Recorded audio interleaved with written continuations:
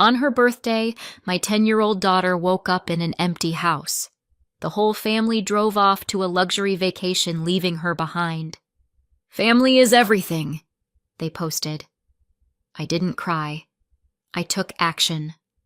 3 days later, their lives started to unravel. I came home expecting the usual birthday chaos. Not the fun kind either. The stressful kind.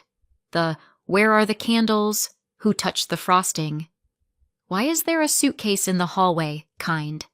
The kind where you trip over someone's flip-flop and then pretend it didn't hurt because you're trying to be a cheerful, functional adult. Instead, I walked into nothing.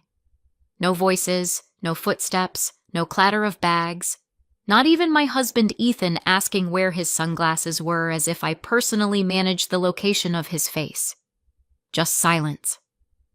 At first, I stood there longer than I want to admit, like maybe the house was buffering, like if I waited a second the sound would load in. It didn't. My eyes flicked automatically to the little signs of life I always noticed without meaning to. The spot where shoes usually piled up like a small, disrespectful mountain. The hallway hook where my mother-in-law Linda insisted we hang coats properly while she herself hung them wherever gravity allowed. The counter where someone always left a mug and called it rinsing. Empty. Empty. Empty. And I did have this moment, this stupid, sharp moment where my brain went, "Oh, okay." They left. Without me. All of them. Including my daughter Sophie. It didn't even make sense. That's the part that makes it so horrifying. Your brain doesn't start with logic in a moment like that. It starts with fear and then tries to build a house around it. I walked farther in, slowly, like I was trespassing in my own home. I called out, "Hello?" and it sounded too loud, like my voice didn't belong there. I moved down the hall, glancing at the coat hooks again as if coats might have magically reappeared out of guilt. Nothing. I scanned the living room. No Gary, no Linda, no Ethan, no sign of travel bags, no sign of life. And then Sophie walked out. The birthday girl. She was already awake, hair rumpled, pajamas twisted, and her face. Her face was wrong. Not in a dramatic, movie-crying way. In a quiet way. In that stiff way kids get when they're trying so hard to keep it together that the effort shows on their skin. Her eyes were shiny. Her mouth was tight. Her hands were clenched around her phone like it was the only solid thing in the room. She was holding back tears. "Sophie?" I said, and my voice came out too careful.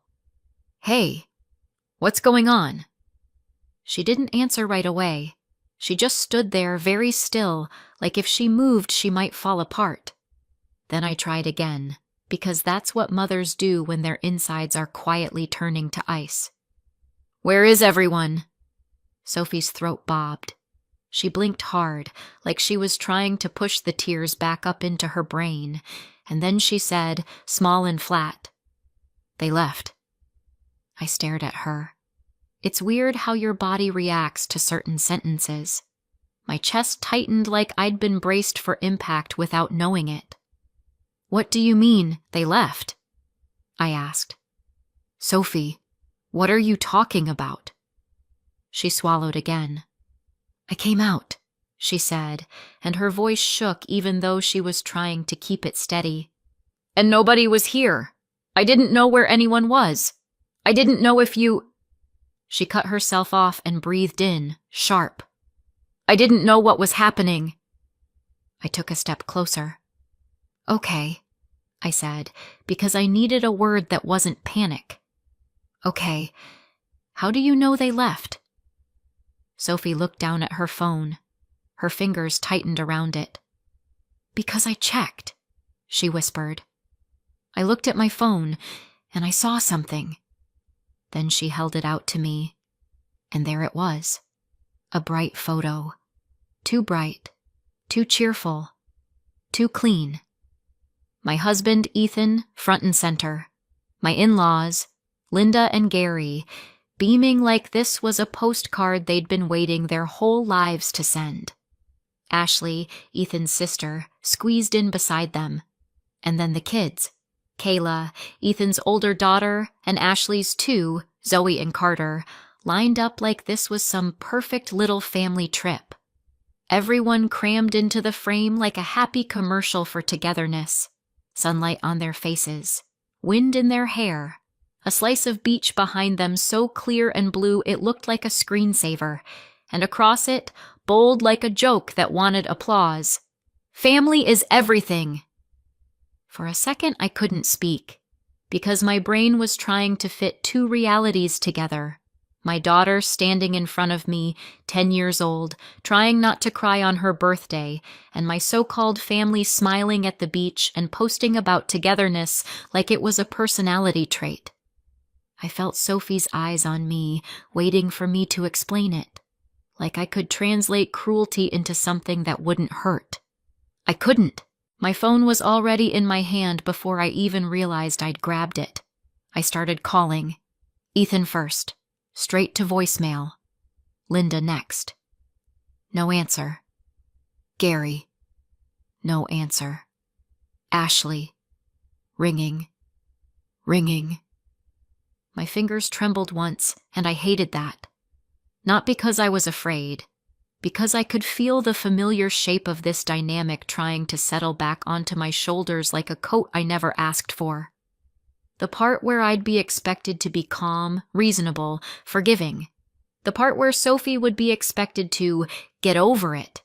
The part where everyone else got to do what they wanted and call it family. Ashley finally picked up. "Hello?" she said, in that bright tone people use when they already know what they're about to pretend not to know. "Ashley," I said. My voice was too steady. I didn't recognize myself. "Where are you?" There was a pause. Not a long one. Just the tiniest hesitation, like she was checking the script. "Oh," she said. "Hey." "Hey," I repeated. "Ashley, where are you?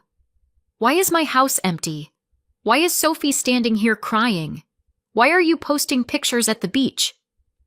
Another pause, and then I heard it. Faint at first. Other voices. A laugh. A shuffle. A quick, sharp, "Is that her?" The call wasn't just Ashley. It was a room. A group. A little audience. And then Ashley said, almost breezy, like she was explaining a change in dinner plans, "We decided to just go." My stomach turned. "What do you mean, you decided to just go?" I said. "Ethan said we were leaving together, at 1. "We didn't want to lose time," Ashley said, like time was a coupon that expired. "It was kind of a mess." I clenched my jaw. "A mess?" More background noise. A murmur. Someone talking over someone else. Then I heard Linda's voice cut in, louder, sharper. "She was misbehaving," Linda said. I froze. "What?" I said. Linda's voice again, and I could hear the certainty in it, the confidence of someone who's been believed for so long she doesn't even check if her words make sense. "Sophie was misbehaving," she repeated. I looked at my daughter standing beside me. Her cheeks were blotchy, her hands still tight around her phone, her eyes fixed on the floor like if she looked up she might break. I felt something in me go very still. "How," I said carefully, "could Sophie have been misbehaving when she was sleeping?" There was a beat of silence. Then Gary's voice, half grumble, half smirk. "She's difficult." Ashley chimed in too quickly. "It's always drama with you two, Sarah." And then Ethan's voice finally, like a late actor stepping onto stage. "Sarah," he said, tired and annoyed, like I'd called him to ask him to pick up milk. "Don't do this." "Don't do what?" I said, my voice rising. Don't ask why you left our daughter on her birthday? Here we go, Linda snapped. This is exactly what we didn't want. The drama. The scene. Sophie made a small sound beside me, like she was trying not to cry louder. I turned slightly, enough to block her view of my face without even thinking, like my body remembered how to shield her before my brain caught up. So your solution, I said into the phone, was to leave. Without us. Ashley let out a little laugh that made my skin crawl. If you really want, she said, syrupy now, you can still come. Just get in the car and join us later. Linda piled on, as if she were being generous.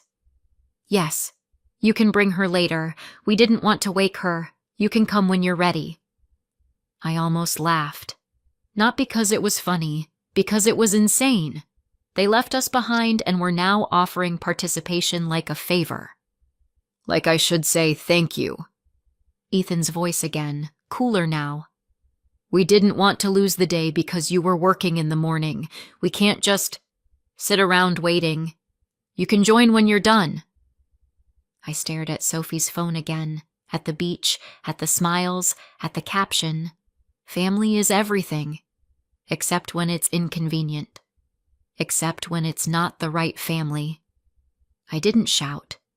I didn't beg.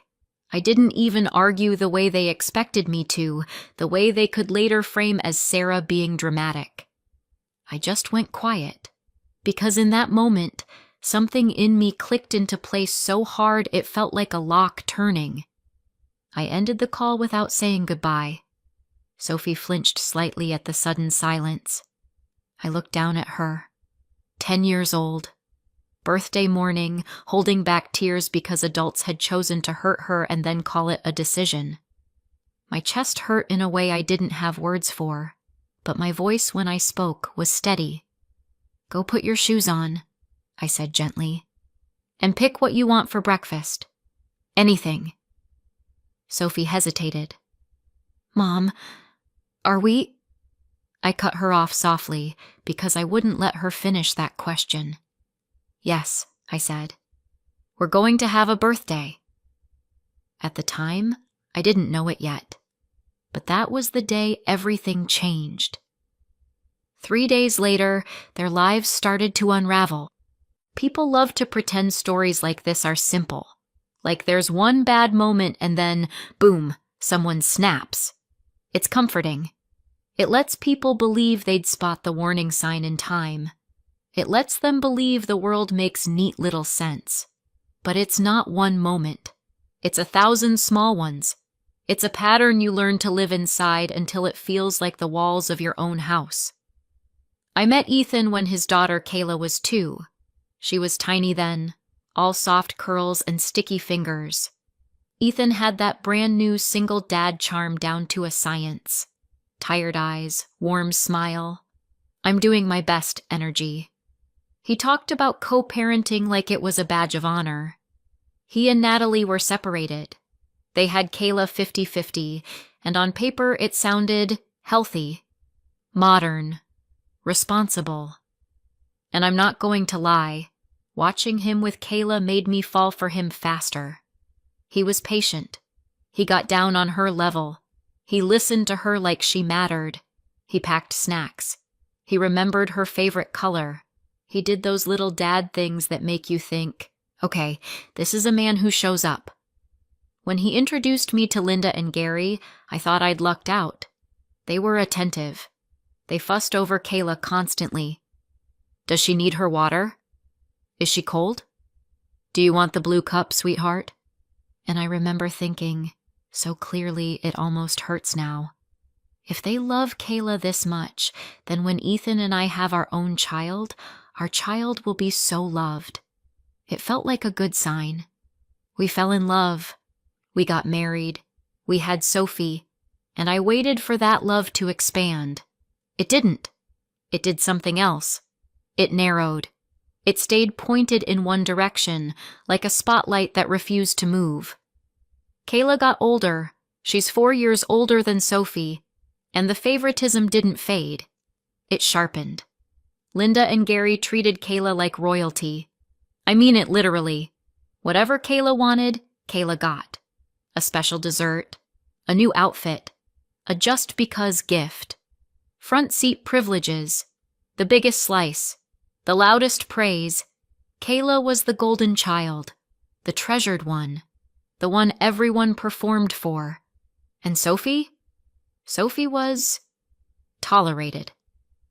It started small enough that you could almost pretend it wasn't happening. Linda would show up with something for Kayla, an iced coffee for herself, a glossy little bag for Kayla, and then pat her purse like she'd just remembered a chore. "Oh, shoot! I forgot, Sophie," she'd say, smiling like it was cute. Or she'd make it up by handing Sophie something random she clearly grabbed at the last second. A keychain from a gas station, a half-melted chocolate bar from her coat pocket, a too big shirt with a slogan Sophie didn't understand. Meanwhile, Kayla would get the thing she'd asked for, the exact thing, in the right color, with a bow. Gary was quieter about it, which somehow made it worse.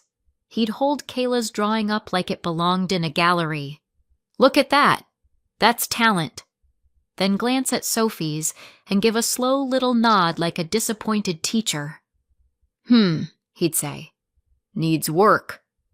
And if I raised an eyebrow, if I asked questions, I got the same answer every time. "Oh, Sarah, don't be so sensitive." Then it became words. "She's not as bright as Kayla. She doesn't behave as well. She's dramatic. She's difficult." And the worst part is how casually they said it, like it was a fact, like they were describing the weather. Sophie heard it. Kids always hear it. I tried to buffer it. I tried to counter it with praise, with love, with extra attention. But you can't outlove a room full of adults determined to make a child feel smaller. And then there was me, because I didn't just become Sophie's mom, I became Kayla's stepmom. Kayla was with us half the time, and I wanted to do it right. I wasn't trying to replace Natalie. I wasn't trying to be mom. I just wanted to be a safe adult in the house, a person Kayla could trust. But Ethan and Linda and Gary made it very clear, without ever saying it directly, that I wasn't allowed to belong in that role. If I made a simple call, "Hey Kayla, it's bedtime," Linda would override me in front of her. "Oh, she can stay up a little longer." If I tried to enforce a basic rule, "Shoes off in the house," Gary would laugh and say, "Relax, she's a kid." If Kayla spoke rudely and I corrected her gently, Ethan would step in and say, "I've got it," like my voice was an intrusion. And sometimes they did it right in front of Kayla, with that tone that sounds harmless until you realize what it teaches.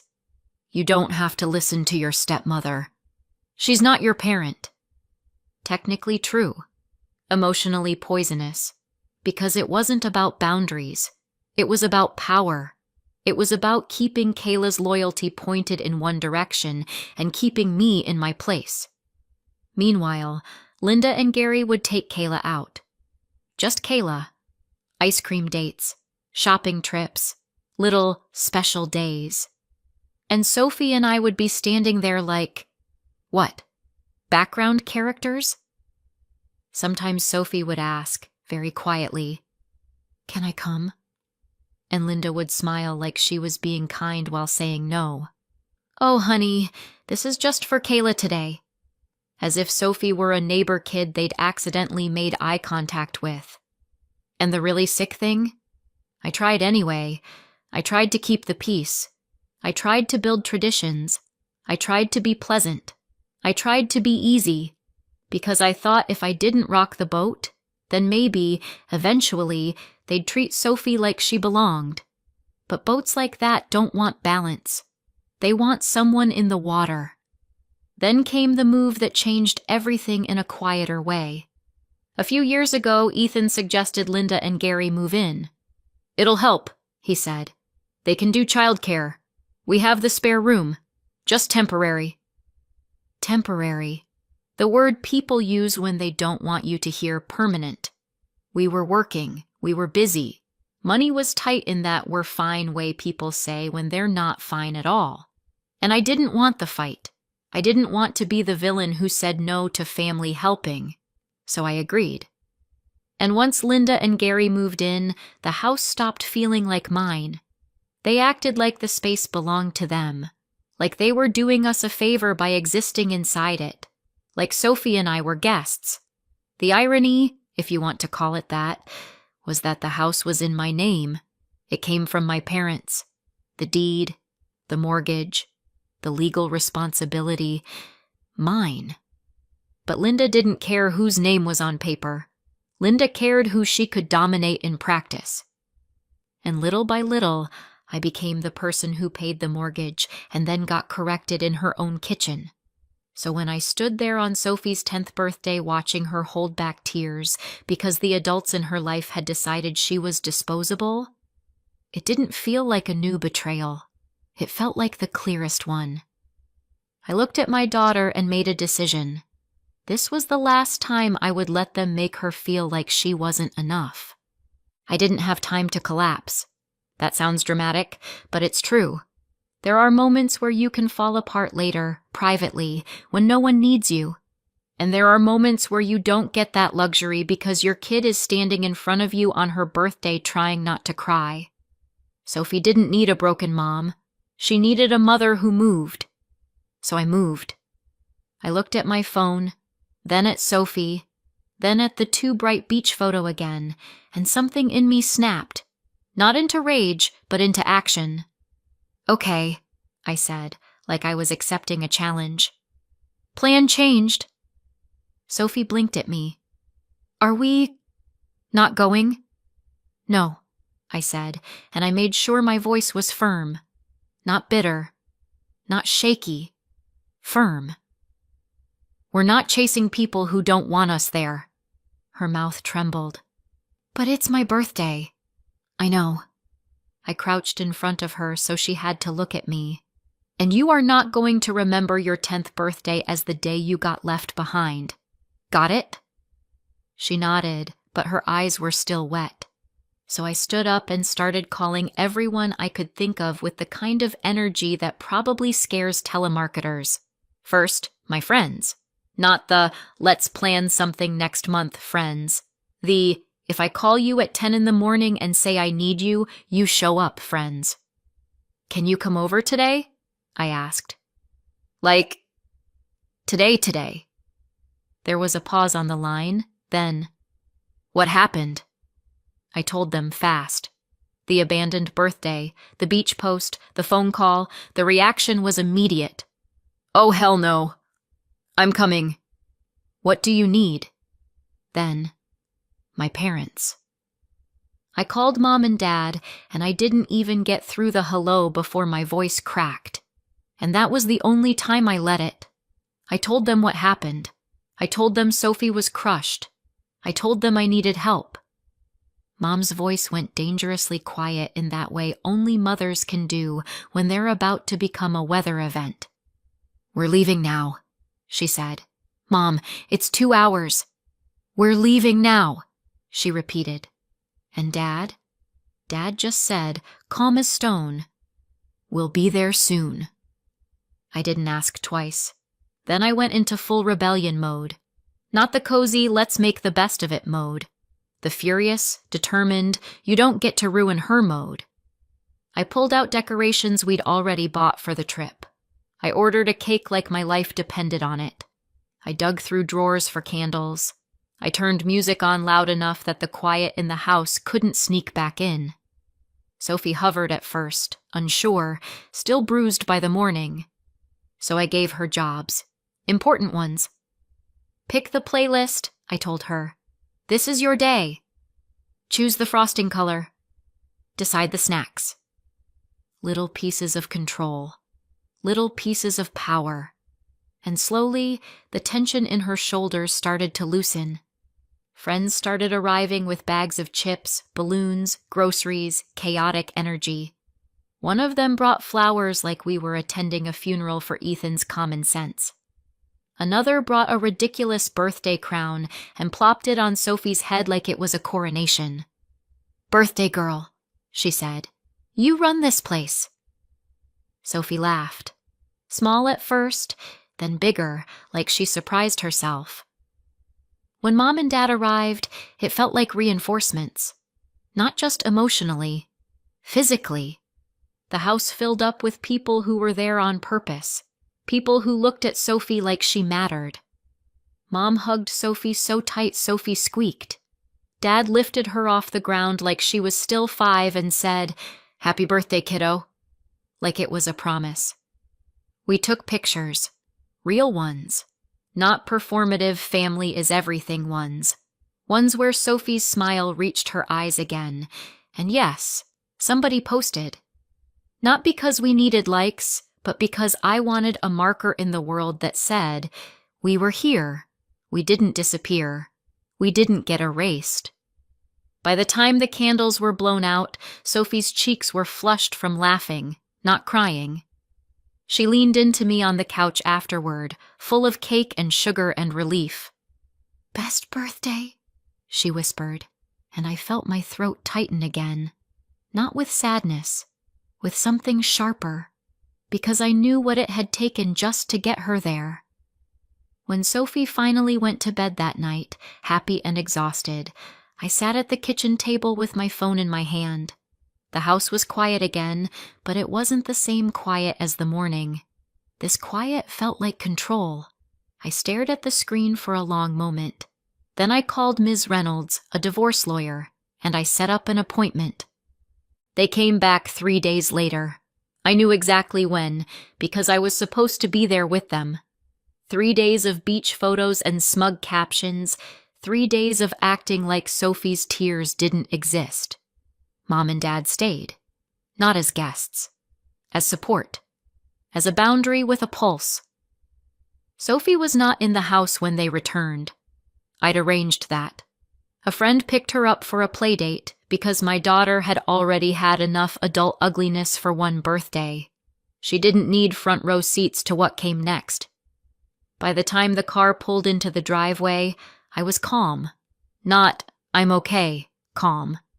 The kind of calm you get when you've already decided the outcome and now you're just waiting for the scene to catch up. Mr. Lopez was there too, my divorce lawyer's process server, quiet and professional, folder in hand. The front door opened, and in walked Ethan, Linda, and Gary. Kayla wasn't with them. I assumed Natalie had her. They looked happy, sun-kissed, relaxed. Like the last 3 days had been a vacation in every sense, including the part where they'd left their problems behind. Ethan stepped in first, still half smiling, like he expected Sophie to come running out and pretend nothing happened. Linda followed, already scanning the room like she was checking for dust she could criticize. Gary came in last, carrying a bag like he owned the place. Then they saw Mom and Dad. Ethan's smile flickered. Linda's eyebrows shot up. Gary frowned, and then Ethan's eyes landed on Mr. Lopez. "What's this?" Ethan said, the smile now fully gone. Mr. Lopez didn't answer him directly. He just stepped forward and did his job. He handed Ethan a set of papers, divorce papers. Then he turned and handed Linda and Gary a separate packet, a 30-day notice to vacate. Linda took it like it might be contaminated. Gary snatched his like he could intimidate the ink off the page. Linda's face changed first, because Linda reads quickly when it involves her. "What is this?" she snapped, voice rising. "Who are you?" Mr. Lopez stayed calm. "Ethan, you've been served." Then, without changing his tone, "And Linda, Gary, this is a 30-day notice to vacate." Linda's mouth opened, closed, opened again. She looked at me like I'd personally set her hair on fire. "Sarah," she said, sharp, "what did you do?" Ethan looked up from his papers, his eyes narrowing, and he did exactly what I knew he'd do. He tried to make it my fault. "You're being dramatic," he said. I almost smiled. Of course. Of course that was his first instinct. Not, what happened? Not, why are there papers? Just, Sarah is dramatic. Sarah is throwing a tantrum. Sarah is the problem. A tantrum? I repeated, voice steady. You abandoned our daughter on her birthday. Linda scoffed. Oh, please. No, I said, cutting her off, and my tone made even Mom raise her eyebrows slightly. No, you don't get to oh please your way out of this. Gary stepped forward, face reddening. This is insane. This is our home too. It's not, Mom said quietly from behind me, and that shut Gary up for exactly half a second. Ethan lifted the papers slightly like a shield. You're really doing this? He demanded. Over a trip? Over our daughter crying in her pajamas, I said. Over you leaving her behind and then telling me she was misbehaving while she was sleeping. Over you posting family is everything while she stood in this house trying not to sob. Linda's eyes flashed. She's dramatic, she snapped, like repeating it could make it true. Just like you. Ethan's jaw tightened. You're making a scene, he said, and then he added the part that always made my skin crawl. You're embarrassing yourself. I looked at him, and something in me felt almost relieved, because there it was. Clear. Clean. No confusion left. You need to leave, I said. Ethan blinked, like he hadn't expected that line to be said out loud. This is my house too, he snapped automatically. And technically, marital residence issues are complicated. But this wasn't a courtroom. This was a living room. This was a boundary. You can argue about two somewhere else, I said. Not here, Linda erupted. You can't do this to us. Gary started shouting about disrespect, about family, about after everything they'd done, like the act of existing in my space was a gift. Ethan's voice cut through it, louder now.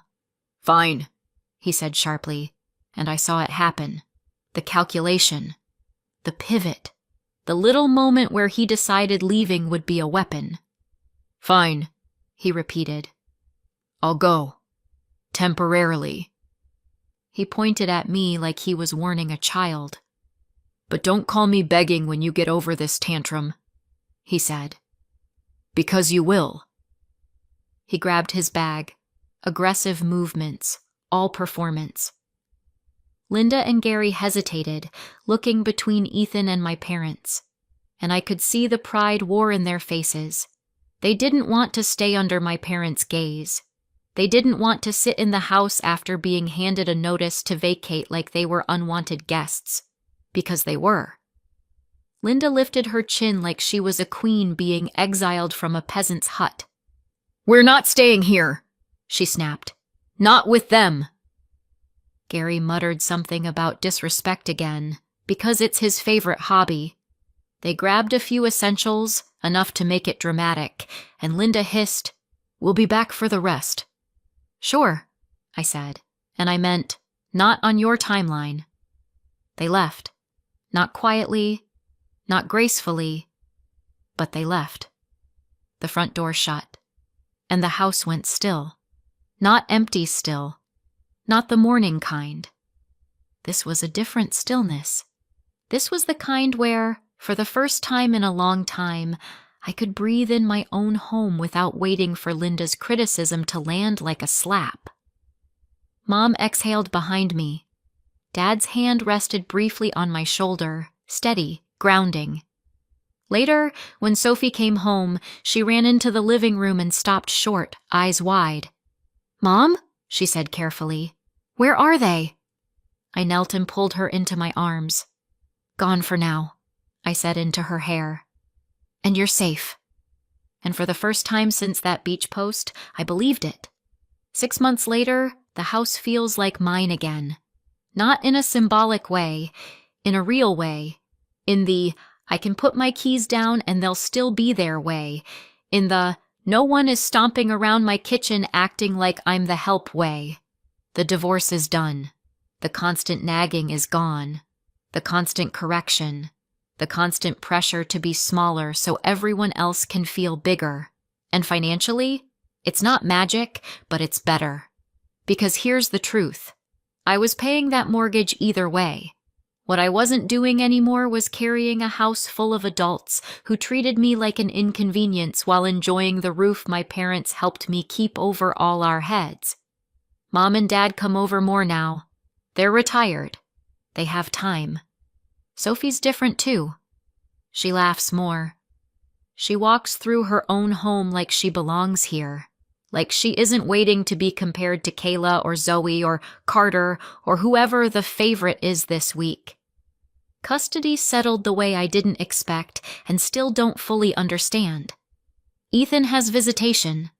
I have full custody, and he didn't fight that hard for more, which still stings, if I'm honest, because he fought for 50-50 with Kayla. He showed up there. He cared there. He made it matter.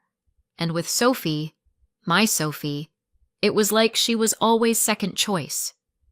I don't have a neat explanation for that. I probably never will. What I do have is my daughter's face now when she wakes up in the morning, relaxed, safe, unafraid.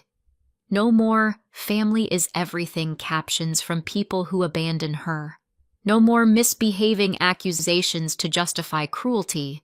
Just a home full of people who show up. So what do you think? Did I go too far? Or not far enough? Let me know in the comments and subscribe for more.